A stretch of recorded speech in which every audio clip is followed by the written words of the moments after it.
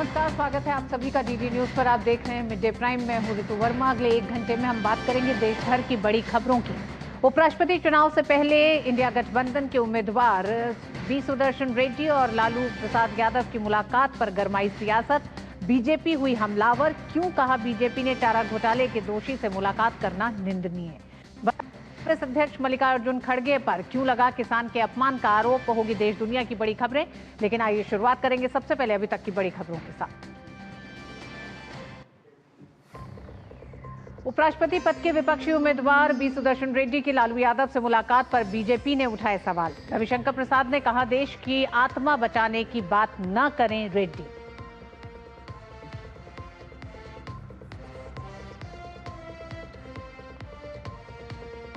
उपराष्ट्रपति चुनाव से ठीक पहले आज एनडीए सांसदों की कार्यशाला, सांसदों को जनता से बेहतर संपर्क रखने और केंद्रीय योजनाओं की जानकारी देने पर जोर।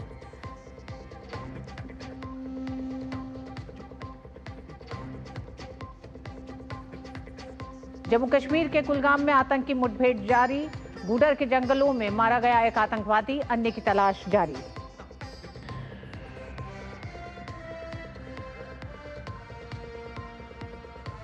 विदेश मंत्री डॉक्टर जयशंकर आज ब्रिक्स वर्चुअल समिट में करेंगे भारत का प्रतिनिधित्व। बहुपक्षीय सहयोग को बढ़ावा देने पर होगी चर्चा।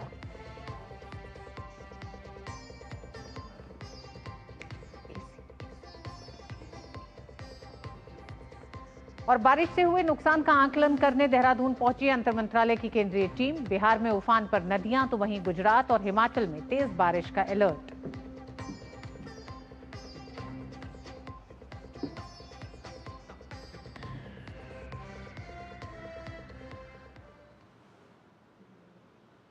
भाजपा प्रवक्ता रविशंकर प्रसाद ने उपराष्ट्रपति पद के विपक्षी उम्मीदवार retired justice B Sudarshan Reddy पर निशाना साधा है। रविशंकर प्रसाद ने सुदर्शन रेड्डी के आर्टिकल देश की आत्मा को बचाने के लिए मुझे वोट दो का जिक्र करते हुए कहा कि उन्होंने चारा घोटाले में दोषी लालू प्रसाद यादव से मुलाकात की, तो इस लिहाज से देश की आत्मा की बात न करें। रिटायर्ड सुप्रीम कोर्ट के जज सुदर्शन रेड्डी विपक्ष के गठबंधन के उपराष्ट्रपति के उम्मीदवार हैं।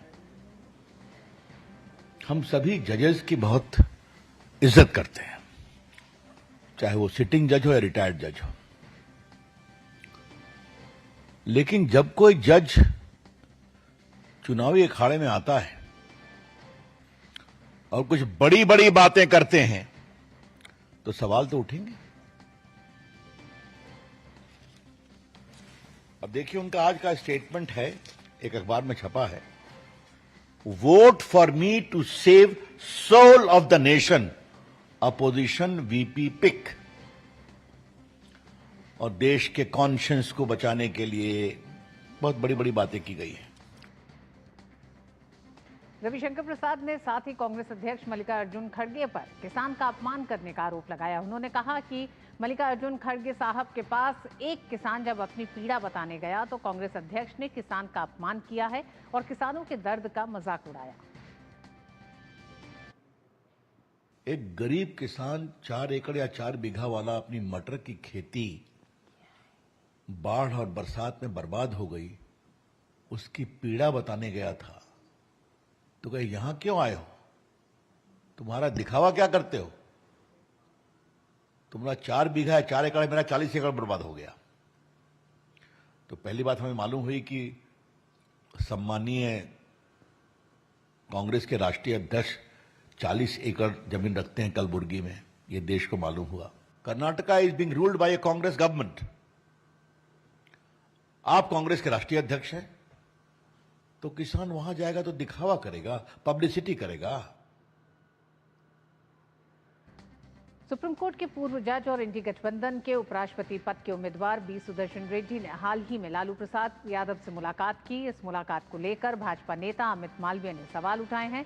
अमित मालवीय ने एक्स पर लिखा है कि सुप्रीम कोर्ट के पूर्व न्यायाधीश और इंडी गठबंधन के संयुक्त उम्मीदवार बी सुदर्शन रेड्डी ने हाल ही में चारा घोटाले के दोषी लालू प्रसाद से मुलाकात की, जो संसद सदस्य भी नहीं है और उपराष्ट्रपति चुनाव में उनका कोई वोट भी नहीं है। ये न केवल एक भयावह दृश्य है बल्कि एक उच्च संवैधानिक पद की आकांक्षा रखने वाले व्यक्ति द्वारा सार्वजनिक जीवन में ईमानदारी पर एक चौंकाने वाला बयान है। इससे भी ज्यादा चौंकाने वाली बात यह है कि आम संदिग्धों, सेवानिवृत्त न्यायाधीशों और संवैधानिक नैतिकता के स्वयंभू संरक्षकों की चुप्पी, उनका पाखंड उजागर हो गया है। बिहार में एक बार फिर से कांग्रेस का असली चेहरा जनता के सामने आया है। दरअसल कांग्रेस नेता तारिक अनवर बाढ़ का दौरा करने गए थे, लेकिन इस दौरान सांसद खुद बाढ़ प्रभावितों के कंधे पर सवार होकर इलाके का मुआयना करते दिखे। तारिक अनवर का यह वीडियो काफी तेजी से वायरल हो रहा है।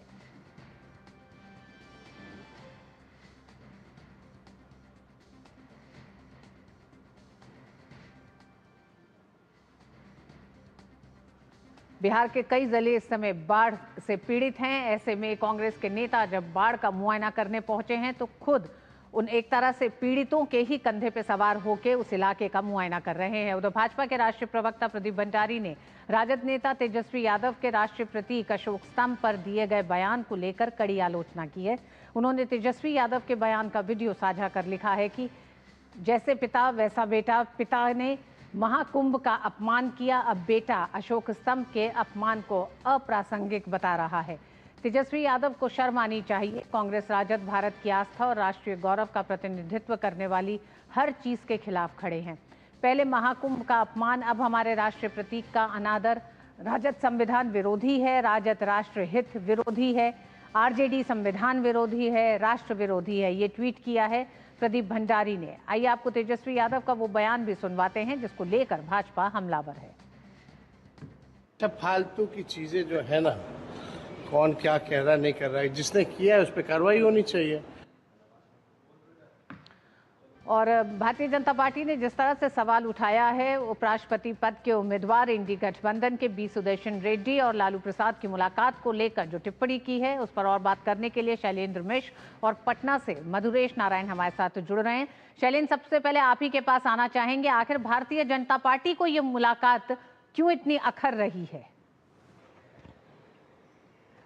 ये देखिए, हम जानते हैं कि इंडी गठबंधन के जो उपराष्ट्रपति पद के उम्मीदवार हैं, उन्होंने तमाम ऐसे बयान दिए हैं और अपील की है सांसदों से कि देश के सोल को बचाने के लिए अंतरात्मा की आवाज पर उन्हें वोट करें। और इस तरह से तमाम बयान मुख्य पत्रों में आए हैं। आप देखें, अंग्रेजी दैनिक में या हिंदी दैनिक में इसे छापा गया है। और इस बीच उनकी एक तस्वीर आई है लालू प्रसाद यादव से मुलाकात की।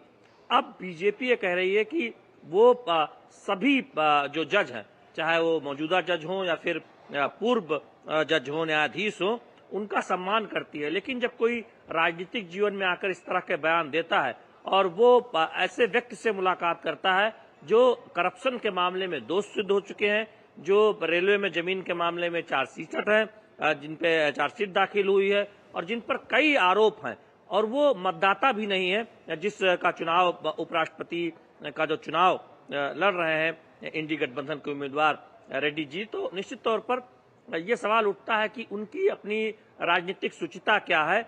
आखिर वो क्यों मुलाकात कर रहे हैं लालू प्रसाद यादव से, जो एक तरह से करप्शन के मामले में दोषी हैं। तो फिर उन पर सवाल उठते हैं, जो उन्होंने तमाम बयान दिए हैं उस पर उनसे जवाब मांगा जाएगा, ये बात बीजेपी कह रही है। इसी को लेकर आज एक प्रेस कॉन्फ्रेंस पूर्व केंद्रीय मंत्री रविशंकर प्रसाद ने संबोधित की और उसमें सवाल उठाए उनके रवैये पर, उनके बयानों पर, और जो लालू प्रसाद यादव के साथ उनकी मुलाकात हुई है उस पर सवाल उठाए। जी, मधुरेश हमारे साथ पटना से जुड़े हुए हैं। मधुरेश, हम जानते हैं बी सुदर्शन रेड्डी का एक लंबा और प्रतिष्ठित कानूनी करियर रहा है, जिसमें वो आंध्र प्रदेश हाई कोर्ट के जज रहे हैं, गुवाहाटी के चीफ जस्टिस रहे हैं, सुप्रीम कोर्ट के जज के तौर पर रहे हैं।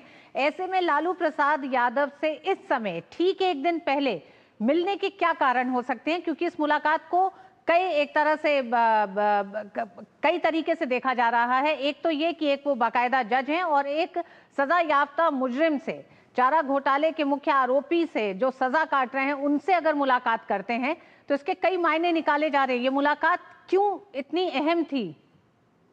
देखिए, कम से कम बिहार में महागठबंधन के जो नेता हैं वो कथित तौर पे भले ही तेजस्वी यादव बनते रहे, लेकिन जो पावर का सेंटर है वो आज भी लालू यादव के पास में ही है। लालू यादव राजद के अभी भी प्रमुख हैं और जो महागठबंधन है बिहार में वो इनके नेतृत्व में ही चुनाव लड़ रहा है। राहुल गांधी अभी लगातार कई दिनों तक बिहार में वोटर अधिकार यात्रा में थे, लेकिन आप अगर वोटर अधिकार यात्रा के फुटेज को देखेंगे तो साथ साथ तेजस्वी यादव भी उनके साथ में घूम रहे थे। तो ये कहीं ना कहीं बताता है कि जो कांग्रेस है वो कम से कम बिहार में राजद की एक पॉकेट पार्टी के रूप में इसकी छवि है और ऐसी स्थिति बिहार में है। कुछ ही दिनों में यहाँ विधानसभा चुनाव होने वाले हैं और कमोबेश ये तेजस्वी यादव की तरफ से साफ कर दिया गया है कि वो 150 सीट पे चुनाव लड़ने वाली है और जो कांग्रेस है उसकी कोशिश है कि ज्यादा से ज्यादा सीट उसको हासिल हो। ऐसे में कहीं ना कहीं जो प्रेशर पॉलिटिक्स है वो कांग्रेस की तरफ से बनाने की कोशिश की गई थी, लेकिन उससे कहीं आगे अभी राजद निकल चुकी है। ऐसे में जब बिहार में राजद के पास में पावर है, विपक्ष की जो सेंट्रल पावर है वो राजद के पास है, लालू यादव के पास है, तो जो विपक्ष के सांसद हैं उनको एकमत करने के लिए, उनका वोट लेने के लिए ही निश्चित रूप से बी सुदर्शन रेड्डी जो है वो लालू यादव से उनकी मुलाकात हुई थी। हालांकि ये एक गंभीर मसला है कि किसी संवैधानिक पद पे न रहते हुए भी उनका लालू यादव से मुलाकात करना, ये एक निश्चित रूप से बिहार की राजनीति में एक बड़ा क्वेश्चन खड़ा कर रहा है। और इसी को लेकर के अभी थोड़े दिन पहले बिहार के उप मुख्यमंत्री सम्राट चौधरी ने एक प्रेस कॉन्फ्रेंस भी किया था जिसमें उन्होंने इसको लेकर के भी सवाल उठाए थे। और इसके साथ ही जो राष्ट्रीय चिन्ह है अशोक स्तंभ और उसके द्वारा उसको लेकर के जो तेजस्वी यादव के द्वारा बयान दिया गया था उसको भी काफी शर्मनाक बताया। और उन्होंने कहा कि बिहार की जो जनता है वो लगातार जो महागठबंधन है उसकी तरफ उसके द्वारा किए जाए कार्यों को देख रही है और उसका जवाब निश्चित रूप से आने वाले चुनाव में देगी। मधुरेश, भ्रष्टाचार एक ऐसा बड़ा मुद्दा बना है जिस तरह से हमने देखा है, जिस तरह से हम देख रहे हैं कि पूरी यात्रा राहुल गांधी और तेजस्वी यादव की निकली। शैलेंद्र, आपके पास आना चाहेंगे। भ्रष्टाचार एक बड़ा मुद्दा रहा है। उपराष्ट्रपति चुनाव की अगर हम बात करें तो एनडीए के पास अपना बहुमत दिखाई देता है। ऐसे में इस तस्वीर ने क्या उपराष्ट्रपति चुनाव के लिए ये मुलाकात हुई होगी, लेकिन बड़ा नुकसान आने वाले विधानसभा चुनाव के लिए क्या करता इंडी गठबंधन के लिए दिखाई दे रही है ये तस्वीर? देखिए, दो इसमें पहलू है। पहली बात तो यह है कि उपराष्ट्रपति पद के जो उम्मीदवार हैं इंडी गठबंधन के, विपक्ष के, वो जिन बातों को सामने रखकर, जिस राजनीतिक शुचिता की बात करके, जिस भारत के सोल की बात करके सांसदों से मत मांग रहे हैं, दलों से अपील कर रहे हैं और वही लालू प्रसाद यादव से मुलाकात करते हैं जो करप्शन के मामले में दोष सिद्ध हैं, जिन पर कई अन्य मामलों में आरोप पत्र है या फिर वो आरोपी है। तो अब ये सवाल खड़ा होता है कि आप जिन नैतिक मूल्यों की बात करते हुए राजनीति करना चाहते हैं या फिर उसका दावा करते हैं, आप खुद उसका पालन नहीं करते हैं। और लालू प्रसाद यादव से मुलाकात करना, जबकि वो मतदाता भी नहीं है, उपराष्ट्रपति पद के चुनाव में हम जानते हैं कि सांसद मतदान उसमें करते हैं लोकसभा या राज्यसभा के, तो फिर आप उनसे मुलाकात क्यों करते हैं? आप ये सवाल और विपक्ष से और खासतौर पर उनसे उपराष्ट्रपति पद के उम्मीदवार से पूछा गया है बीजेपी की तरफ से। दूसरी बात यह है कि निश्चित तौर पर अगर आप विपक्ष की राजनीति की, महागठबंधन की राजनीति की बिहार में बात करते हैं तो लालू प्रसाद का जिक्र हमेशा होता है। उस लिहाज से आप देखिए कि उनकी जो मुलाकात है, उस तस्वीरों ने लालू प्रसाद यादव पर जो आरोप रहे हैं या फिर जो इसमें जिस मामले में वो दोष सिद्ध हुए हैं, इस मुद्दे को फिर से गरमा दिया है। यानी बीजेपी अब इस बात को बहुत जोर शोर से कह रही है कि देखिए, लालू प्रसाद के जंगल राज की बात तो बीजेपी कहती रही थी, अब लालू प्रसाद जो दोष सिद्ध हुए करप्शन के मामले में, रेलवे में जमीन के मामले में जो उन पर आरोप है, उस मुद्दे को अब फिर से जोर शोर से बीजेपी ने उठाना शुरू किया है। तो बिहार की आने वाली जो राजनीति है, जो आने वाला जो चुनाव है विधानसभा का, उस लिहाज से देखें तो ये मुद्दा अब फिर से और गर्मा गया है जंगल राज के मुद्दे के साथ कि लालू प्रसाद यादव जो बिहार में बीजेपी के खिलाफ एक तरह से कहें, एक जो विपक्ष का गठबंधन है उसके एक अगुवा बनते हैं या फिर सबसे बड़े नेता हैं, उन पर किस तरह से एक करप्शन के मामले में वो दोषी हो चुके हैं, दोषी साबित हो चुके हैं और अब भले ही वो इस वक्त जेल से बाहर हैं और उन पर आरोप पत्र भी है एक मामले में। तो ये मुद्दा बीजेपी और जोर शोर से उठा सकती है। बिल्कुल, भारतीय जनता पार्टी का कहना है राष्ट्रहित और भ्रष्टाचार दो बड़े मुद्दे रहे। ऐसे में इंडी गठबंधन का बी सुदर्शन रेड्डी को, जो पूर्व न्यायाधीश हैं, उस चेहरे के साथ जहां एक तरफ बी सुदर्शन रेड्डी ये कह रहे हैं कि वो देश की आत्मा की रक्षा करना चाहते हैं, ऐसे में ये तस्वीर कई सारी एक तरह से कई बयान देती है, कई संकेत दे रही है। जहां वो एक चारा घोटाले के मुख्य आरोपी के साथ मुलाकात करने गए हैं, लालू प्रसाद इस समय न तो सांसद हैं और न उपराष्ट्रपति के चुनाव में उनकी कोई भागीदारी होनी है, न उनका कोई वोट है। उसके बावजूद ये मुलाकात इस समय राजनीतिक गलियारों में एक नया घमासान, एक नई सियासत को जन्म दे दिया है। बहुत बहुत धन्यवाद शैलेंद्र पूरी जानकारी के लिए। कांग्रेस अध्यक्ष मल्लिकार्जुन खड़गे विवादों में घिर गए हैं। कर्नाटक के बाढ़ प्रभावित जिले कलबुर्गी में खड़गे और एक किसान की बातचीत का वीडियो सामने आने के बाद बीजेपी ने कहा है कि खड़गे ने किसान का अपमान किया है और किसानों के दर्द का मजाक उड़ाया है। बीजेपी के कई नेताओं ने वीडियो शेयर किया है। हालांकि वीडियो में बातचीत स्थानीय भाषा में है। इसमें एक किसान अपनी बर्बाद फसल की पीड़ा लेकर खड़गे के पास आया था, लेकिन उल्टे मल्लिकार्जुन खड़गे ही अपना रोना रोने लगे और किसान से कहा कि वो बेवजह प्रचार के लिए ना आए। ಏನು ಸಸ್ಟೈನ್ ಮಾಡ್ಕೊಳ್ಬಹುದು, ನಮಗೆ ಸಸ್ಟೈನ್ ಆಗಲ್ಲ ಇಷ್ಟಿಷ್ಟು ಏರಿಯಾದಾಗ ಬಿತ್ತು. ಓಕೆ, ಮೋದಿ ಶಾಕ್ ಕೇಳಿ ತೊಗರಿ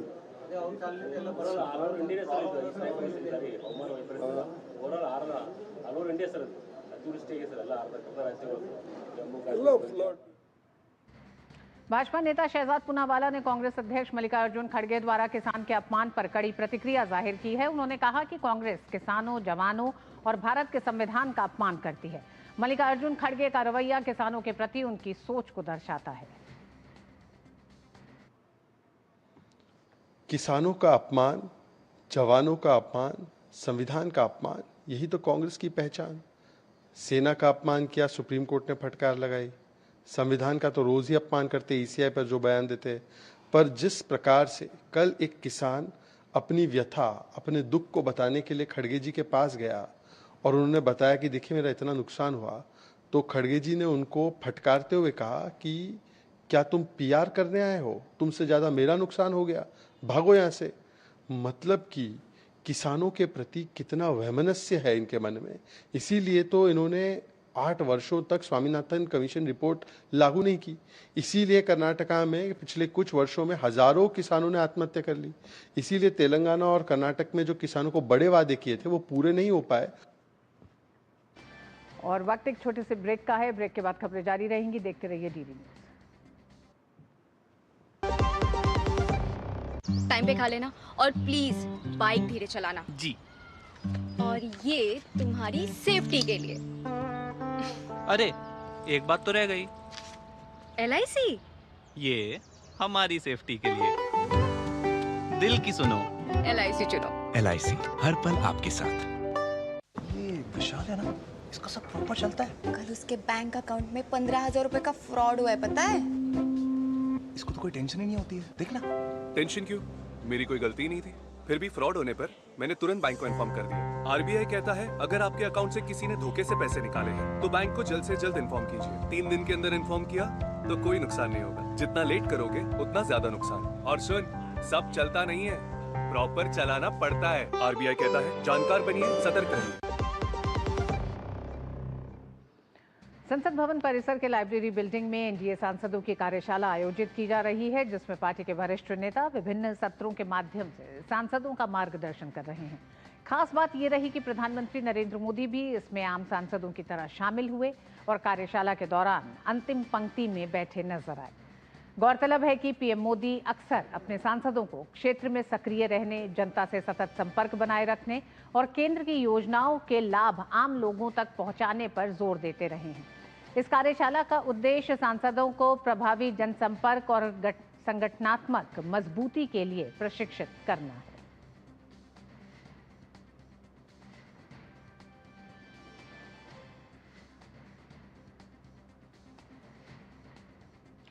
भारत के 17वें उपराष्ट्रपति चुनाव के लिए सभी तैयारियां पूरी हो चुकी हैं। इसके लिए मतदान 9 सितंबर को होगा, यानी कल होगा। नतीजे उसी दिन घोषित किए जाएंगे। आइए देखते हैं उपराष्ट्रपति चुनाव की प्रक्रिया को। भारत का उपराष्ट्रपति देश का दूसरा सर्वोच्च संवैधानिक पद है। उपराष्ट्रपति का चुनाव भारतीय संविधान के अनुच्छेद 66 के तहत किया जाता है। उपराष्ट्रपति चुनाव के लिए निर्वाचन मंडल में लोकसभा और राज्यसभा दोनों सदनों के निर्वाचित और नामित सदस्य शामिल होते हैं। निर्वाचक मंडल में संसद के दोनों सदनों में कुल 788 सदस्य होते हैं। हालांकि वर्तमान में 782 सदस्य ही हैं, क्योंकि राज्यसभा के 233 निर्वाचित सदस्य और 12 मनोनीत सदस्य होते हैं, जिसमें से वर्तमान में 5 सीटें रिक्त हैं। वहीं लोकसभा के 543 निर्वाचित सदस्यों में से वर्तमान में 1 सीट रिक्त है। चूंकि सभी निर्वाचक संसद के दोनों सदनों के सदस्य होते हैं, इसलिए प्रत्येक संसद सदस्य के मत का मूल्य समान यानी कि एक ही होता है। राष्ट्रपति चुनाव की तरह राज्य विधानसभाओं की इसमें कोई भूमिका नहीं होती। चुनाव की प्रक्रिया गोपनीय मतपत्र और एकल हस्तांतरणीय वोट प्रणाली के जरिए होती है। हर सांसद को प्राथमिकता के आधार पर उम्मीदवारों को विशेष पेन से मतपत्र पर निशान लगाकर वोट देना होता है। राजनीतिक दल उपराष्ट्रपति चुनाव में मतदान के मामले में अपने सांसदों को कोई व्हिप जारी नहीं कर सकते। निर्वाचन आयोग इस पूरी प्रक्रिया को राज्यसभा और लोकसभा सचिवालयों के माध्यम से संसद भवन परिसर में मतदान कराकर संपन्न कराता है। मतपत्रों की गिनती उसी दिन पूरी कर परिणाम की घोषणा भी कर दी जाती है। चुने गए उपराष्ट्रपति राज्यसभा के पदेन सभापति भी होते हैं और कार्यकाल 5 वर्षों का होता है। इस बार उपराष्ट्रपति चुनाव का मतदान 9 सितंबर 2025 को सुबह 10 बजे से शाम 5 बजे तक कक्ष संख्या F101 वसुधा प्रथम तल संसद भवन नई दिल्ली में होगा। Rishi Kumar, DD news, Delhi. और उपराष्ट्रपति चुनाव पर और बात करने के लिए ऋषि कुमार हमारे साथ जुड़ गए हैं। ऋषि, हालांकि हमने आपकी रिपोर्ट में पूरे तरीके से देखा कि किस तरह से इस पूरी प्रक्रिया को पूरा किया जाता है। हम जानते हैं कि आज विपक्षी सांसदों को एक तरह से मॉक पोल भी किया जा रहा है, किसी तरह की एक तरह से गड़बड़ी ना हो। सांसदों को भी पूरी ट्रेनिंग दी जा रही है कल के मतदान के लिए। बिल्कुल ऋतु, इस बार का जो उपराष्ट्रपति का चुनाव है बेहद दिलचस्प हो गया है। जिस तरीके से दोनों ही खेमे अपनी अपनी तरफ से जोर आजमाइश कर रहे हैं, उसमें जो उपराष्ट्रपति चुनाव की जो प्रक्रिया है उसको समझाने के लिए दोनों ही खेमे एनडीए गठबंधन और आईएनडीआईए गठबंधन दोनों मिलकर अपने सांसदों को ट्रेनिंग दे रहे हैं, समझा रहे हैं कि कैसे मार्क करना है। क्योंकि इसमें एक तकनीकी पहलू ये होता है कि जो निर्वाचन आयोग के द्वारा जो एक विशेष पेन दिया जाता है उसी से मार्क करना होता है। मार्क करने का तरीका भी बताया जाता है। ऐसे में इन तरीकों के साथ साथ मुझे लगता है एक कोशिश ये भी है कि अपने अपने खेमों को और ज़्यादा मजबूत कैसे बनाया जाए, क्योंकि अगर दोनों ही खेमों के अंतर को देखें तो 31 वोट का अंतर है। इस 31 वोट के अंतर को दोनों ही खेमे, एक खेमा चाहेगा कि और ज़्यादा बड़ा कर दिया जाए तो दूसरा खेमा चाहेगा कि इसको कम किया जाए। तो ऐसे में पक्ष विपक्ष अपने अपने सांसदों के साथ मंत्रणाएं कर रहे हैं, विशेष बैठकें कर रहे हैं, कार्यशालाएं कर रहे हैं। बीजेपी ने आज अपनी कार्यशाला, 2 दिनों की कार्यशाला का आज मुझे लगता है उनका दूसरे दिन में जो उनकी जो रणनीति है वो उपराष्ट्रपति चुनाव ही है। ऐसे में जो विपक्ष है वो पुराने संसद भवन यानी कि जो सेंट्रल हॉल है उसके अंदर अपने अपने सांसदों को ट्रेनिंग दे रहा है कि आपको कैसे मतदान करना है, क्योंकि इसमें व्हिप नहीं है। और व्हिप न होना राजनीतिक दलों के लिए एक बहुत बड़ी चुनौती का काम करता है, क्योंकि हमने पिछले करीब हर चुनाव में कुछ न कुछ क्रॉस वोटिंग ज़रूर होती है। हालांकि ये चुनाव दक्षिण बनाम दक्षिण का ही है, लेकिन ऐसे में जो उत्तर के जो सांसद हैं, उत्तर भारत के जो सांसद हैं, मुझे लगता है कि उससे उन्हें बहुत ज़्यादा सहूलियत हो गई है कि एक तरीके से वो फ्री होकर अपना मतदान कर पाएँ। और इसी फ्री माइंड के कंसेप्ट को दोनों ही खेमे मजबूती से पकड़े रहना चाहते हैं। जी ऋषि, हालांकि प्रतिद्वंदिता के लिहाज से भी ये चुनाव बेहद दिलचस्प हो गया है, क्योंकि अगर हम पिछले 2 सत्रों की बात करें तो जो टकराव सत्ता पक्ष और विपक्ष में देखा गया, कई ऐसे बड़े मुद्दे रहे। और इस चुनाव में भी, उपराष्ट्रपति के चुनाव में अब मुद्दों को लेकर भी बात होने लगी है, क्योंकि जिस तरह से बी सुदर्शन रेड्डी का जो आर्टिकल है कि वो देश की आत्मा को बचाने के लिए वोट का एक तरह से मांग कर रहे हैं, ऐसे में लालू प्रसाद के साथ उनकी तस्वीर ने एक नई बहस छेड़ दी है। क्या कल होने वाले मतदान में इस बहस का इंडी गठबंधन पे कोई असर दिखेगा? बिल्कुल, देखिए जिस तरीके से इस चुनाव में अब प्रतिद्वंदिता जो दिखाई दे रही है, ख़ासतौर से जो बी सुदर्शन रेड्डी की तरफ से, चाहे वो वीडियो मैसेज हो, चाहे वो उनकी तरफ से आर्टिकल हो, उन्होंने इस चुनाव को एक तरीके से टेकन फॉर ग्रांटेड नहीं बल्कि एक मुकाबले के तौर पर पेश करने की कोशिश की है। उन्होंने ये इस्टेब्लिश करने की कोशिश की है कि सत्ताधारी दल के पास भले ही संख्या बल है, लेकिन वो अपने तमाम प्रयासों से इस चुनाव को दिलचस्प बनाने का प्रयास कर रहे हैं। एक तो उन्होंने विचारधारा की लड़ाई और बहुत सारे ऐसे नाम दे दिए हैं इस चुनाव को, जिसकी वजह से वो जो पक्ष हैं अपने पक्ष में लोगों को करने की जो कवायद है उसको मजबूती से आगे बढ़ाना चाहते हैं। ऐसे में जब लालू प्रसाद यादव के साथ उनका जो फ़ोटो शेयर होना, उनसे मुलाकात करना, इस पर बीजेपी ने तीखा प्रहार किया है। उनसे पूछा है कि आप किस तरीके से, चूँकि हम जानते हैं कि देश में लालू प्रसाद यादव पर जिस तरीके से चारा घोटाला और तमाम जो आरोप लगे वो लंबे समय तक जेल में भी रहे हैं, तो ऐसे में उनकी छवि को लेकर भारतीय जनता पार्टी ने उन पर सीधा हमला बोला है। जो सुदर्शन रेड्डी जो कि INDIA के जो गठबंधन उम्मीदवार हैं, कि आप किस तरीके से एक मॉरल ग्राउंड पर आप जिस तरीके से लॉबिंग करने की कोशिश कर रहे हैं वो कर रहे हैं। तो मुझे लगता है कि अब ये चुनाव जो है, राजनीतिक दलों की मजबूरी यही है कि वो व्हिप जारी नहीं कर सकते, खुलेआम उस तरीके से कोई कंट्रोल नहीं कर सकते। तो ऐसे में उनकी गलत होगा। अभी तक ये चुनाव Bharatiya Janata party NDA versus इंडी गठबंधन था और इसी तरह से इस चुनाव को देखा भी जा रहा था, लेकिन बी सुदर्शन रेड्डी का लालू प्रसाद से मुलाकात करना और उस मुलाकात की तस्वीरों को सार्वजनिक करना, उस मुलाकात पे एक तरह से कोई किसी तरह की कोई शर्मिंदगी भी ना होना, पूर्व न्यायाधीश हैं बी सुदर्शन रेड्डी, ये सिर्फ एक राजनीतिक चुनाव से आगे बढ़ता हुआ क्या दिखाई देता है? एक संवैधानिक पद पर एक ऐसे पूर्व न्यायाधीश जो कि भ्रष्टाचार के तमाम मामलों के साथ किसी भी तरह का समझौता करते दिखाई दे रहे हैं, क्योंकि बीजेपी का आरोप सिर्फ नहीं, सवाल उन तमाम पूर्व न्यायाधीशों की चुप्पी पर भी है कि जो लगातार एक तरह से पारदर्शिता की बात करते हैं और ट्रांसपेरेंसी की बात करते हैं, आज वो क्यों खामोश हैं? देखिए, तो जहाँ तक चुनाव प्रक्रिया में हम देखें तो जब प्रतिद्वंद्विता बढ़ जाती है तो यहाँ पर जो प्रतीक चिन्ह होते हैं उनका महत्व बढ़ जाता है और इन्हीं प्रतीक चिन्हों को अब दोनों ही खेमे बुनाने की कोशिश कर रहे हैं। क्योंकि जिस तरीके से बी सुदर्शन रेड्डी ने एक एग्रेसिव कैंपेन बनाई है अपनी, जिसमें वो विचारधारा की बात कर रहे हैं, देश को बचाने की बात कर रहे हैं, तो ये जो तरीके हैं, इनसे जो उन्होंने कोशिश की है, अब उन पर इसी वजह से तीखा हमला भी हो रहा है।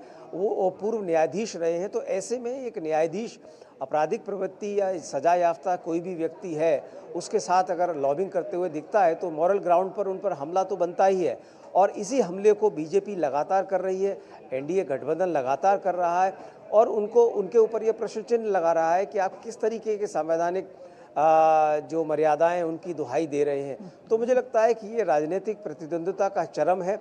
हम जानते हैं कि कल वोटिंग है, तो ऐसे में आज जिस तरीके से दोनों ही खेमे संसद भवन परिसर में अपने अपने सांसदों, अपनी पार्टियों को लॉबिंग कर रहे हैं, उनसे कोशिश कर रहे हैं कि वो सबसे बड़ी चुनौती मुझे लगता है हर राजनीतिक दल के पास तो यही है कि पहले तो वो अपने सांसदों को बचा के रखे, क्रॉस वोटिंग में ना जाए, और दूसरा ये कि दूसरों के क्रॉस वोटिंग कैसे कराई जाए, ये रणनीति, यानी कि अपनों को बचाना और दूसरों को लाना, इस चुनाव की बेहद दिलचस्प कहानी बनती जा रही है। जी हाँ, धीरे धीरे जैसे जैसे कुछ घंटे कम होते जा रहे हैं कल की वोटिंग के लिए, तो मॉरल ग्राउंड्स पे जो वार प्रहार हो रहा है वो दरकिनार होगा और सीधे सीधे बात होगी संख्या बल को लेकर। जिस तरह से आप बता रहे हैं कि 33 सांसदों का सिर्फ डिफरेंस है, तो दोनों ही खेमों में लगातार ये कोशिश चल रही है कि कैसे अपनों को तो साधे रखें और दूसरों को भी अपने खेमे में लेके आया जा सके। बहुत बहुत धन्यवाद ऋषि पूरी जानकारी के लिए। और राजधानी दिल्ली के विज्ञान भवन में इंजीनियरिंग निर्यात संवर्धन परिषद के प्लैटिनम जुबली समारोह का आयोजन किया गया। राष्ट्रपति द्रौपदी मुर्मू ने कार्यक्रम में बतौर मुख्य अतिथि हिस्सा लिया। राष्ट्रपति ने द्रौपदी मुर्मू ने उत्कृष्ट इंजीनियरिंग निर्यात के लिए EEPC इंडिया का 56वां राष्ट्रीय पुरस्कार प्रदान किया। ये पुरस्कार 2023-2024 के दौरान इंजीनियरिंग एक्सपोर्ट्स में उल्लेखनीय प्रदर्शन के लिए प्रदान किए गए। कार्यक्रम में केंद्रीय मंत्री पीयूष गोयल और जितिन प्रसाद भी मौजूद रहे। इस अवसर पर राष्ट्रपति ने कहा कि देश का इंजीनियरिंग क्षेत्र भारतीय अर्थव्यवस्था को आगे बढ़ाने में गति प्रदान करता है। आज ये क्षेत्र आत्मविश्वास के साथ विकसित भारत 2047 के दृष्टिकोण की ओर अग्रसर है। साथ ही राष्ट्रपति ने कहा कि मोदी सरकार की कई अनूठी पहलें जैसे make in India, digital India, startup India आदि ने भारत में औद्योगिक विकास की गति को तेज किया है। राष्ट्रपति ने विकसित भारत के संकल्प को पूरा करने के लिए सभी से योगदान देने का आह्वान किया। इनोवेशन इकोनॉमीज विश्व के सबसे अधिक कॉम्पिटिटिव और प्रॉस्परस इकोनॉमीज। भारत में उपलब्ध प्रतिभा और ऊर्जा यानी टैलेंट और एनर्जी को एनाबलिंग इकोसिस्टम प्रदान करके भारत को एक लीडिंग इनोवेशन इकोनॉमी बनाने का संकल्प आप सबको लेना चाहिए। विकसित भारत के निर्माण के संकल्प को पूरा करने की दिशा में और तेज गति के साथ अपना योगदान दीजिए। केंद्रीय वाणिज्य एवं उद्योग मंत्री पीयूष गोयल ने एक बार फिर आत्मनिर्भर भारत के संकल्प को मजबूती देने पर जोर दिया है। दिल्ली में इंजीनियरिंग निर्यात संवर्धन परिषद यानी ईईपीसी के प्लैटिनम जयंती समारोह में भाग लेते हुए उन्होंने ये आह्वान किया। पीयूष गोयल ने कहा कि देश के हर उद्योग और खासकर इंजीनियरिंग सेक्टर को आत्मनिर्भरता को बढ़ावा देना चाहिए। इस कार्यक्रम में राष्ट्रपति द्रौपदी मुर्मू बतौर मुख्य अतिथि शामिल हुई। भारत कोई चुनौती से डरता नहीं है, कोई चुनौती के सामने झुकता नहीं है। भारत निरंतर आगे बढ़ते रहेगा। मेरा पूरा विश्वास है जिस प्रकार से ईपीसी ने गत 70 वर्षों में कहां $10 मिलियन का एक्सपोर्ट 1955 में करते थे, आज बढ़कर $116 बिलियन का एक्सपोर्ट किया है। आगे चलकर बड़े लक्ष्य के साथ, बड़ी हिम्मत के साथ हमारा इंजीनियरिंग सेक्टर और आगे बढ़ेगा। बिहार के मुख्यमंत्री नीतीश कुमार ने सोमवार को सुगम परिवहन के लिए महिलाओं के लिए द्वितीय चरण में 80 पिंक बसों को हरी झंडी दिखाकर रवाना किया। इसके अलावा बिहार राज्य पथ परिवहन निगम की सभी 1065 बसों में ई टिकटिंग सुविधा का भी शुभारंभ किया गया। महिला सशक्तिकरण की दिशा में राज्य सरकार द्वारा उठाया गया ये महत्वपूर्ण कदम है। इसके तहत द्वितीय चरण में 80 पिंक बसों का परिचालन शुरू किया गया है। इससे महिलाओं का सफर सुरक्षित और आरामदायक होगा और उन्हें आने जाने में काफी सहूलियत होगी।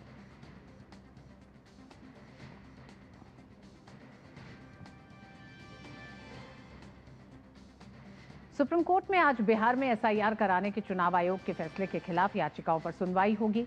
जस्टिस सूर्यकांत और जस्टिस बागची की बेंच इस केस में सुनवाई करेगी। बिहार में स्पेशल इंसेंटिव रिवीजन की शुरुआत 24 जून से हुई थी। इसके खिलाफ कई याचिकाएं दायर की गईं।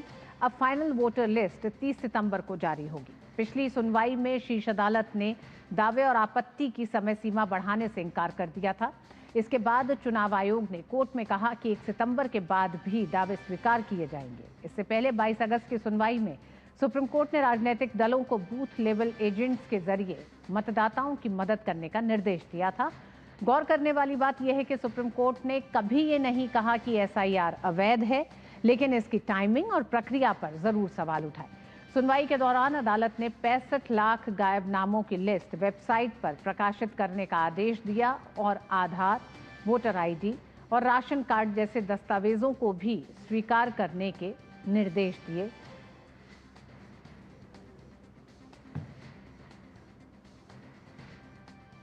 जम्मू कश्मीर के कुलगाम जिले के गुड्डार इलाके में हुई मुठभेड़ में एक अज्ञात आतंकी मारा गया, जबकि सेना के 3 जवान जिनमें एक जूनियर कमीशन ऑफिसर जेसीओ भी घायल हुआ है।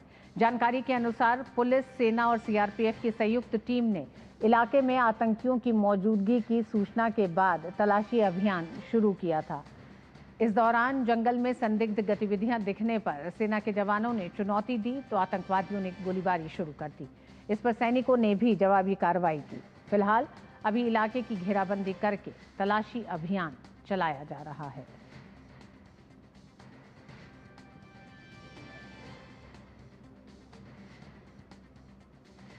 राष्ट्रीय जांच एजेंसी एनआईए ने आतंकवादी गतिविधियों और टेरर फंडिंग के खिलाफ एक बड़े पैमाने पर अभियान शुरू किया है।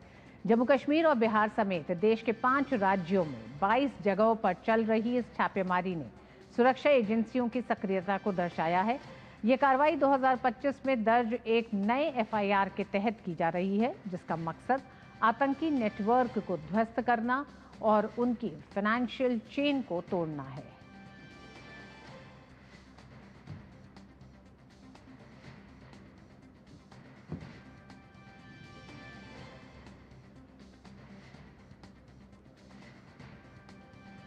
भारत रत्न भूपेन हजारिका की जयंती पर प्रधानमंत्री नरेंद्र मोदी ने उन्हें नमन किया है।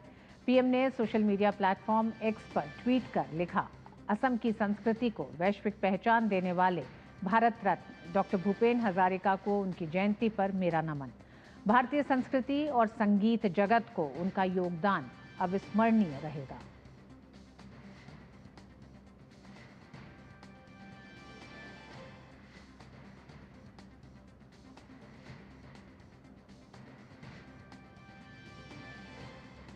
प्रधानमंत्री ने एक्स पर भूपेन हजारिका को लेकर एक आलेख भी साझा किया है। इसके कुछ चुनिंदा अंश आपको दिखाते हैं। पीएम ने लिखा है कि 8 सितंबर भारतीय संस्कृति और संगीत के दीवानों के लिए खास दिन, असम के मेरे भाइयों और बहनों के लिए और भी खास है। 8 सितंबर इस वर्ष उनके जन्म शती समारोह की शुरुआत हुई। ये उनके अभूतपूर्व योगदान को याद करने का एक अवसर है। इनके हर शब्द में दया, सामाजिक न्याय, एकता और गहरी जड़ें, वे असम की स्वदेशी पहचान को अपने साथ लेकर चले।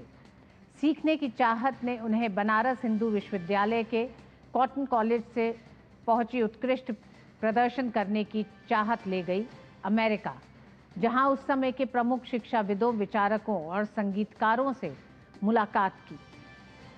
गीत ओल्ड मैन रिवर भूपेन दा की प्रतिष्ठित रचना वेस्टर्नो परोरे की प्रेरणा रहा। भारतीय लोक संगीत के उनके प्रदर्शन के लिए अमेरिका में भी हुए सम्मानित किया गया। पूर्व अमेरिकी प्रथम महिला एलिनोर रूजवेल्ट ने उन्हें स्वर्ण पदक से सम्मानित किया। अमेरिका में ही रहने का विकल्प था उनके पास, लेकिन वे भारत लौट आए। प्रधानमंत्री ने अपने लेख में लिखा है कि भूपेन दा की रचनाएं आधुनिकता को देखने का एक सशक्त माध्यम बनी। सामाजिक रूप से पिछड़े वर्गों को संगीत से शक्ति और आशा मिली। भूपेन हजारिका की जीवन यात्रा में एक भारत श्रेष्ठ भारत की भावना है। भूपेन दा एक राजनीतिक व्यक्ति नहीं थे, फिर भी वे जन सेवा की दुनिया से जुड़े रहे। प्रधानमंत्री ने अपने लेख में आगे लिखा कि 1967 में वे असम के नुबोईचा के निर्दलीय विधायक चुने गए। भारत की जनता और सरकार ने उनके अपार योगदान को मान्यता दी। पद्मश्री, पद्म भूषण, पद्म विभूषण, दादा साहब फाल्के पुरस्कार से भूपेन हजारिका को सम्मानित किया गया। 2019 में उन्हें भारत रत्न से सम्मानित किया गया। 2011 में भूपेन दा के अंतिम संस्कार में लाखों लोग शामिल हुए। शानदार जीवन की तरह मृत्यु में भी उन्होंने लोगों को एकजुट किया। प्रधानमंत्री ने आगे अपने लेख में लिखा कि उनके संदेश को दूर दूर तक फैलाने के लिए अपनी प्रतिबद्धता दोहराएं। संगीत, कला और संस्कृति को बढ़ावा देने के लिए प्रेरित करता है उनका जीवन। ढोला और सादिया को जोड़ने वाला पुल भूपेन हजारिका के नाम पर है। गीतों ने क्षेत्रों के दिलों को जोड़ा है, पुल जमीनों और लोगों को जोड़ा है।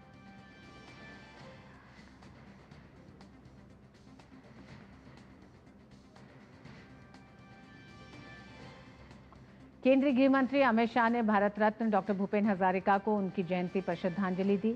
अमित शाह ने हजारिका जी को याद करते हुए एक्स पर लिखा, ब्रह्मपुत्र के कवि कहे जाने वाले भूपेन हजारिका जी की भावपूर्ण वाणी ने असम की भावना को दुनिया तक पहुंचाया और उनकी रचनाएं प्रेम, एकता और मानवता का संदेश देती थी। उनकी धुनें सदैव हमारे हृदय में गूंजती रहेंगी और हमें संगीत की शक्ति की याद दिलाती रहेंगी, जो हमें एकजुट करती हैं।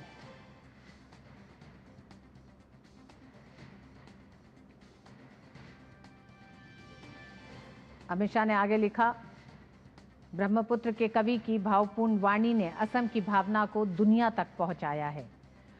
उन्हें भारत रत्न प्रदान करके मोदी जी ने सुनिश्चित किया कि उनकी विरासत अमर रहे।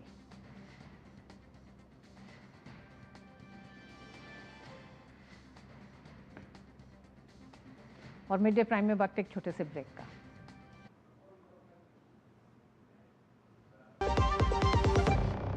पता है, I was a bright student. कुछ करना चाहती थी, कुछ बनना चाहती थी। आप अपना खुद का स्टार्ट कीजिए ना, खुद का बिजनेस। पर उसमें पैसे तो बहुत लगेंगे ना। Zero investment. Zero investment? हाँ, आई एम डूइंग इट। मैं एक principal madam. She is my client. मैं LIC एजेंट हूँ। LIC एजेंट बनो, अब बड़ा सोचो। हमारी वेबसाइट पर जाएं या अपनी नजदीकी LIC शाखा से संपर्क करें।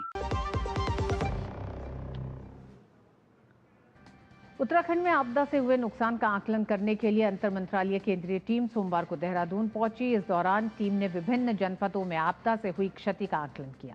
राज्य आपातकालीन परिचालन केंद्र में सचिव आपदा प्रबंधन एवं पुनर्वास विनोद कुमार सुमन ने टीम को आपदा से हुए नुकसान की जानकारी दी। ये टीम उत्तरकाशी, रुद्रप्रयाग, चमोली, पौड़ी, बागेश्वर और नैनीताल का भ्रमण कर आपदाग्रस्त इलाकों का निरीक्षण करेगी। टीम का नेतृत्व गृह मंत्रालय के संयुक्त सचिव आर प्रसन्ना कर रहे हैं। टीम के साथ अन्य 6 सदस्य भी शामिल हैं। पहली टीम जनपद उत्तरकाशी, जनपद रुद्रप्रयाग, जनपद पौड़ी में विजिट करेगी। दूसरी टीम जनपद चमोली, जनपद बागेश्वर, जनपद नैनीताल में भ्रमण करेगी। भ्रमण के अवसर पर वह स्थलीय सत्यापन करेंगे, जो घटनाएं घटी हैं, जो लॉस हुए हैं उसको देखेंगे। जो प्रभावित लोग हैं उनसे मुलाकात करेंगे, मुलाकात करके उनसे बातचीत करके घटना के बारे में जानकारी करने का प्रयास करेंगे। इसके बाद जिलाधिकारी के स्तर से अपने विभागीय अधिकारियों की टीम के माध्यम से उनको आपदा के बारे में पूरा अवगत कराया जाएगा, बताया जाएगा। उत्तराखंड में कुछ इलाकों में मौसम साफ होने के कारण लोगों को थोड़ी राहत मिली है। हालांकि मौसम विभाग ने आज कई पर्वतीय इलाकों में तेज बारिश होने का अनुमान जताया है। वहीं देहरादून, पौड़ी, बागेश्वर और नैनीताल जिलों में कहीं कहीं पर भारी बारिश के होने की संभावना है।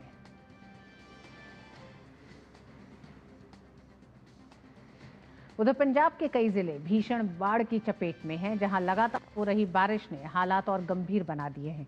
हालांकि आज तेज बारिश की चेतावनी नहीं है। अब तक 48 लोगों की मौत हो चुकी है, जबकि 3 लोग लापता बताए जा रहे हैं। बाढ़ से 2000 से अधिक गांव प्रभावित हुए हैं और 22,000 से ज्यादा लोगों को सुरक्षित स्थानों पर पहुंचाया गया है। वहीं 3,87,000 से अधिक लोग बेघर हो गए हैं और 20 लाख से ज्यादा लोग प्रभावित हुए हैं। इस बीच लुधियाना में सतलुज नदी पर बने 2 बांध कमजोर हो गए हैं, जिनकी मरम्मत का काम जारी है।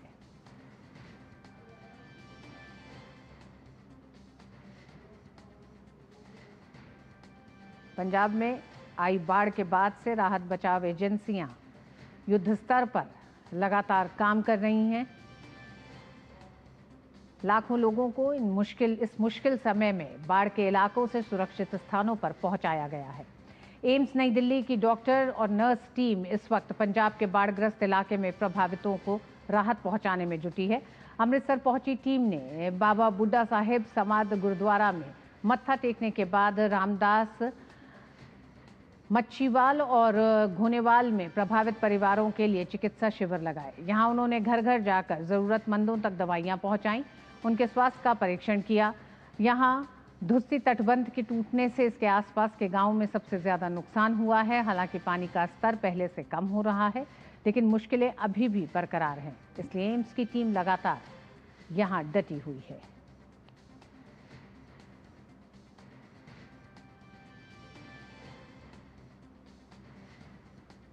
जम्मू कश्मीर के उधमपुर में बाढ़ से तबाह हुए थरद और बाली नाला पर राष्ट्रीय राजमार्ग में तेजी से काम चल रहा है। केंद्रीय मंत्री जितेंद्र सिंह ने एक्स पर जानकारी दी। राष्ट्रीय राजमार्ग की रुकावटों को दूर करने के लिए 24 घंटे काम चल रहा है। उम्मीद है कि देर शाम तक यातायात की आवाजाही शुरू हो सकेगी।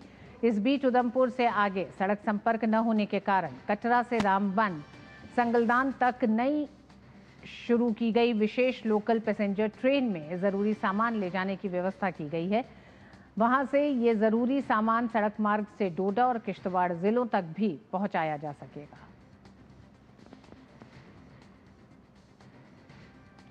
और अब बात गुजरात की। पिछले 24 घंटों में 222 तालुकाओं में अच्छी खासी बारिश हुई है। बनासकांठा के सुईगाम में सबसे ज्यादा बरसात हुई है। इस बीच मौसम विभाग ने आज कच्छ, बनासकांठा, पाटन और मेहसाणा के लिए भारी बारिश का ऑरेंज अलर्ट जारी किया है। साथ ही गांधीनगर, अहमदाबाद, सुरेंद्रनगर, मोरबी, जामनगर, द्वारका, साबरकांठा और अरवली के लिए भारी बारिश का येलो अलर्ट जारी किया गया है।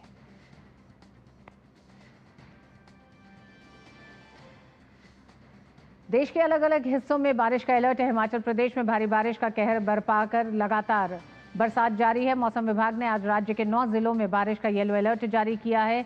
चंबा, किन्नौर और लाहौल स्पीति को छोड़कर बाकी सभी जिलों में बारिश के आसार हैं। हालांकि विभाग का अनुमान है कि कल से अगले 3 दिनों तक मॉनसून कमजोर रहेगा और बारिश की तीव्रता घट जाएगी।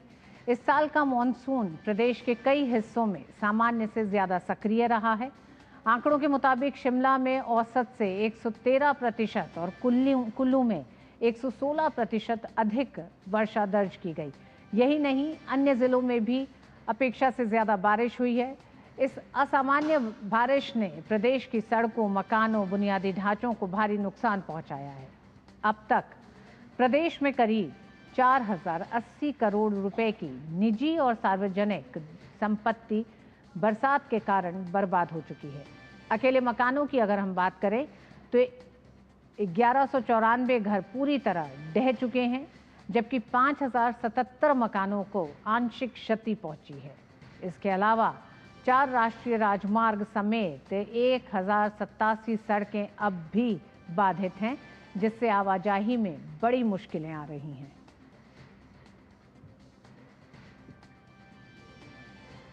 विदेश मंत्री डॉक्टर जयशंकर आज ब्रिक्स वर्चुअल समिट में भारत का प्रतिनिधित्व करेंगे। इस समिट में अमेरिकी टैरिफ से निपटने के तरीकों और बहुपक्षीय सहयोग को बढ़ावा देने पर चर्चा होगी। इसे ब्राजील के राष्ट्रपति लुइस इनासियो लूला दा सिल्वा ने व्यापार और टैरिफ पर अमेरिका की नीतियों से उत्पन्न व्यापार व्यवधानों पर चर्चा के लिए बुलाया है। भारत 2026 में ब्रिक्स समिट की अध्यक्षता करेगा और 18वां ब्रिक्स शिखर सम्मेलन आयोजित करेगा। ये जिम्मेदारी ब्राजील से भारत को 1 जनवरी 2026 से मिलेगी।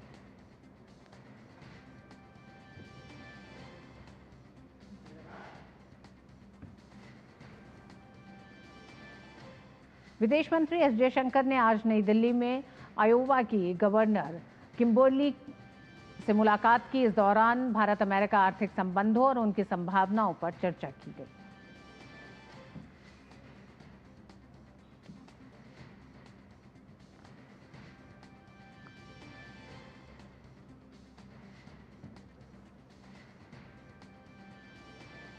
दिल्ली स्थित नेवी स्कूल के छात्रों ने दिल्ली के साउथ ब्लॉक में रक्षा मंत्री राजनाथ सिंह से मुलाकात की। स्कूल अपने 60 वर्ष पूरे होने पर हीरक जयंती मना रहा है। स्कूल के 16 छात्रों ने रक्षा मंत्री राजनाथ सिंह से बातचीत की और अनुशासित स्कूली जीवन के अपने अनुभव साझा किए। इस अवसर पर नौसेना प्रमुख एडमिरल दिनेश कुमार त्रिपाठी भी उपस्थित रहे। रक्षा मंत्री ने प्रत्येक छात्र को एक पुस्तक भेंट की और उनसे चरित्र निर्माण पर ध्यान केंद्रित करने का आग्रह किया। डीडी न्यूज संवाददाता विशाल बेरिस्टो ने इन छात्रों से बातचीत की।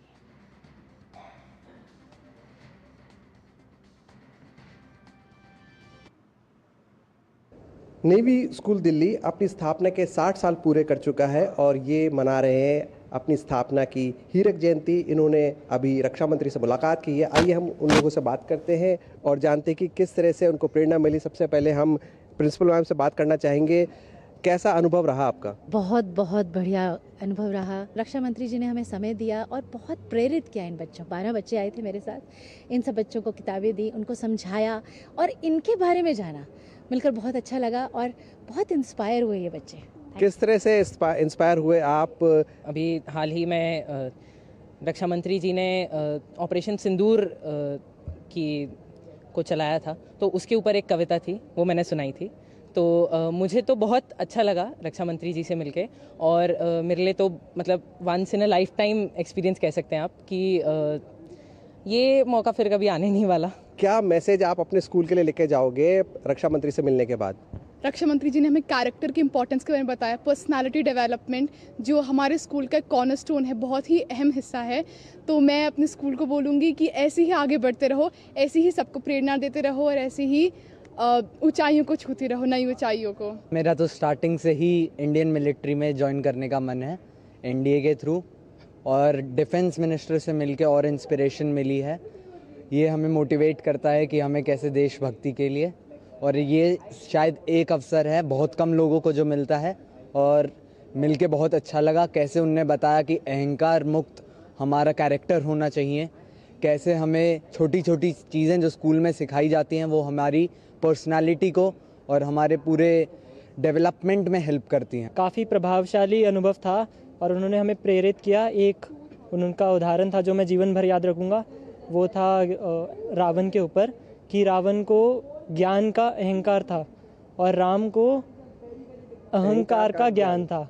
और ये काफ़ी अच्छा उदाहरण है जो कि बताता है कि हमें कैसे अहंकार मुक्त रहना चाहिए और हमारी जो ओवरऑल डेवलपमेंट है उसमें काफ़ी हेल्प करते हैं। पहले क्या था कि लड़के करते हैं, लड़कियां तो मोर टुवर्ड्स आर्ट्स वगैरह की तरफ जाती है, पर यहाँ पर ना सब कुछ इक्वल है। हमें अभी काउंसिल में ही लड़कियां ज़्यादा हैं, यहाँ पर नारी शक्ति हमारे काउंसिल में मोर देन 50%, 26 लड़कियां हैं पूरे 36 लोगों में से। आपने सुना कि लड़कियों का, नारी शक्ति का पूरा दबदबा है नेवी स्कूल के अंदर, और ये बच्चे आज रक्षा मंत्री से एक बात ज़रूर सीख के जा रहे हैं और वो है चरित्र निर्माण। कैमरामैन एसपी दुबे के साथ मैं विशाल बैरिस्टो, डीडी न्यूज़, दिल्ली। और मिड डे प्राइम में अब बारी है खेल की खबरों की, और खेल की खबरों के लिए हमारे साथ जुड़ रही हैं सुचित्रा। जी सुचित्रा, क्या बड़ी खबरें खेल जगत से? शुक्रिया ऋतु। और इस वक्त जो चर्चा है वो भारतीय पुरुष हॉकी टीम की है। एक शानदार उपलब्धि हासिल की है भारतीय टीम ने। भारतीय पुरुष हॉकी टीम ने कोरिया को हराकर बिहार के राजगीर में खेले गए हॉकी एशिया कप का खिताब अपने नाम कर लिया है। इस जीत के साथ ही भारत ने हॉकी विश्व कप 2026 के लिए भी क्वालिफाई कर लिया है। ये चौथी बार है जब भारत ने इस प्रतियोगिता को जीता है।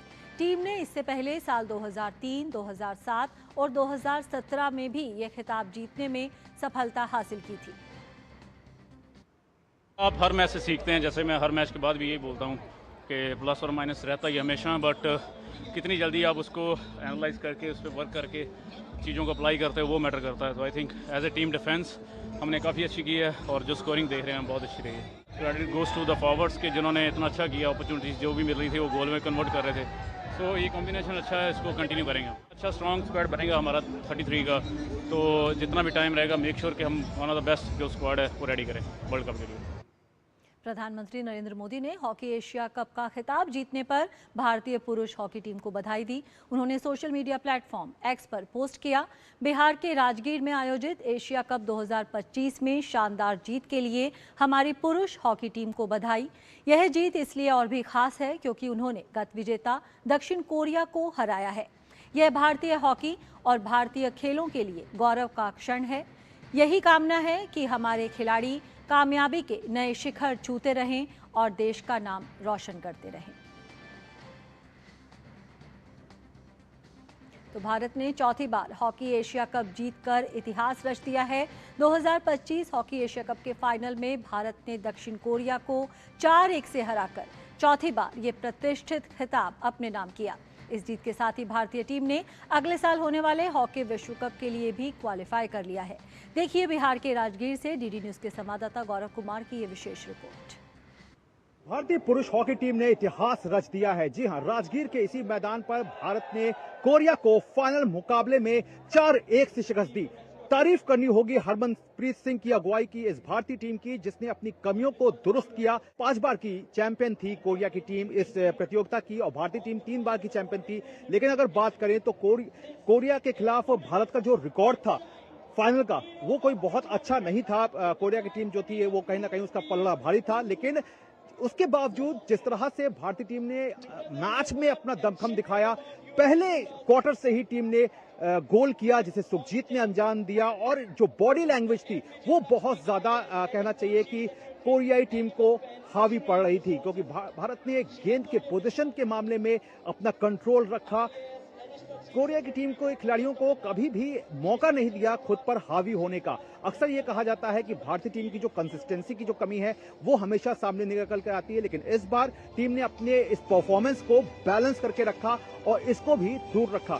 अगर सुपर 4 के मुकाबले की बात की जाए तो यही कोरियाई टीम के खिलाफ टीम का जो स्कोर था वो 2-2 से ड्रॉ रहा था। लेकिन एक बार फिर से टीम ने अपने आप को साबित किया है, भारतीय टीम ने, कि वो काबिले तारीफ है। उसने जो भी कोशिशें की है वो रंग लेकर के आई हैं। और सबसे बड़ी बात क्या है कि इस भारतीय टीम ने अगले साल होने वाले हॉकी विश्व कप के लिए क्वालिफाई कर लिया है। कैमरामैन सौरभ बख्शी के साथ Gaurav Kumar, DD news, Rajgir, Bihar. Hockey Asia cup का खिताब जीतने के बाद पूरी टीम के खिलाड़ियों में जबरदस्त उत्साह है। इस जीत को लेकर हमारे संवाददाता गौरव कुमार ने टीम के खिलाड़ी सुखजीत से खास बात की। भारतीय पुरुष हॉकी टीम ने एशिया कप का खिताब अपने नाम कर लिया। इस वक्त हमारे साथ सुखजीत है।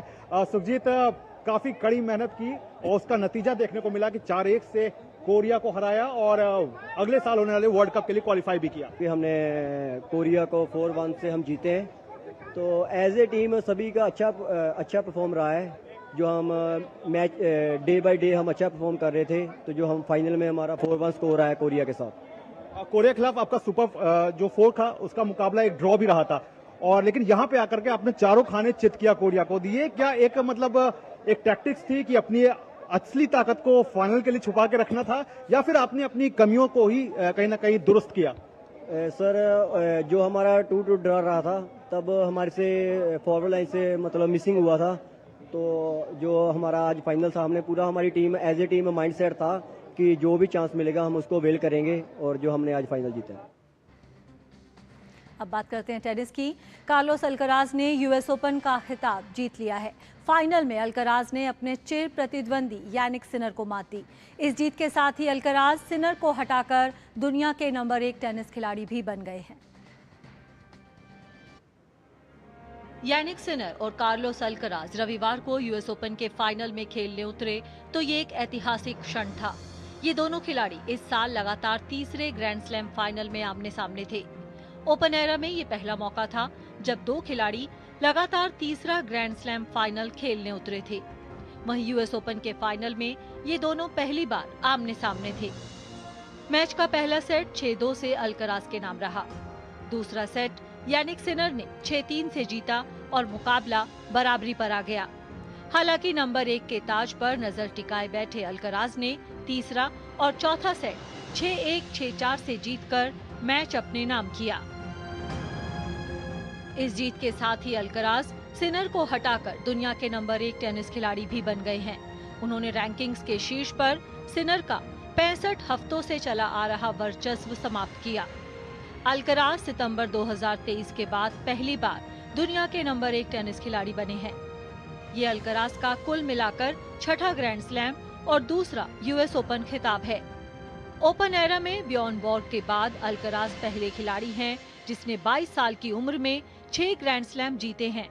वहीं 23 साल का होने से पहले 2 बार यूएस ओपन जीतने वाले वे तीसरे खिलाड़ी हैं। इस हार के साथ सिनर का नंबर 1 का ताज तो गया ही, वहीं हार्ड कोर्ट पर उनका 27 मैच से चला आ रहा विजय रथ भी थम गया। साल का आखिरी ग्रैंड स्लैम संपन्न होने के साथ ही टेनिस की दुनिया में सिनर और अल्कराज का दबदबा बरकरार रहा। लगातार दूसरे साल चारों ग्रैंड स्लैम इन दोनों के ही नाम रहे। 2024 में सिनर ने ऑस्ट्रेलियन ओपन और यूएस ओपन जीता था। वहीं 2024 में अल्कराज ने फ्रेंच ओपन और विंबलडन जीतने में कामयाबी पाई थी। वहीं इस साल यानी 2025 में सिनर ने ऑस्ट्रेलियन ओपन और विंबलडन का खिताब अपने नाम किया। वहीं अल्कराज ने फ्रेंच ओपन और यूएस ओपन जीतने में कामयाबी पाई है। Sports desk, DD news.